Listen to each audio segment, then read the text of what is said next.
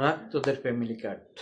কথাটা আমার না, কথাটা একজন রাজনীতি ব্যক্তি, যিনি বর্তমান বাংলাদেশের বিরোধী দলের নেতা, খুব ফলাওভাবে বলেছিলেন জনসভায়, রাখ তোদের ফ্যামিলি কার্ড বলে একজন রাজনীতিবিদকে রাজনীতির ভাষায় কথা না বলে একটা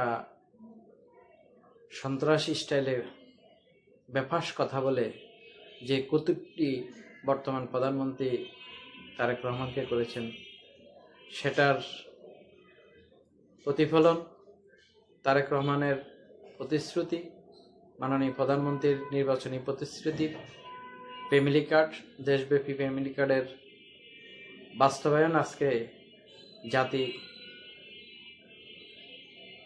খুব সগৌরবভাবে দেখেছেন। ফ্যামিলি কার্ডের বাস্তবায়ন মাননীয় প্রধানমন্ত্রী আজকে কড়াইল বস্তিতে অসহায় এবং দারিদ্র্য বিমোচনের প্রতিশ্রুতিবদ্ধ এবং দারিদ্রতা দূরীকরণের মাধ্যমে নারীর ক্ষমতায়ন বৃদ্ধি লক্ষ্যে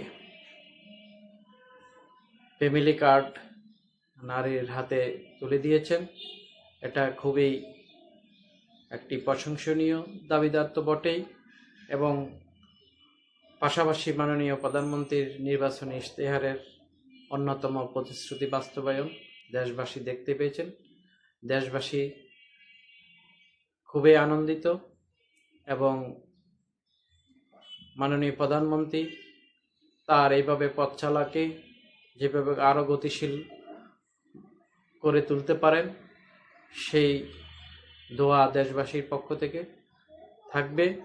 আশা করি মাননীয় প্রধানমন্ত্রী সকল প্রতিকূলতাকে প্রতিহত করে আগামী দিনে বাংলাদেশকে একটি সুসংগঠিত গণতান্ত্রিক রাষ্ট্র পরিচালনার মাধ্যমে বাংলাদেশকে বিশ্বের উন্নত সমৃদ্ধিশীল দেশে পরিণত করবেন বলে আশাবাদী।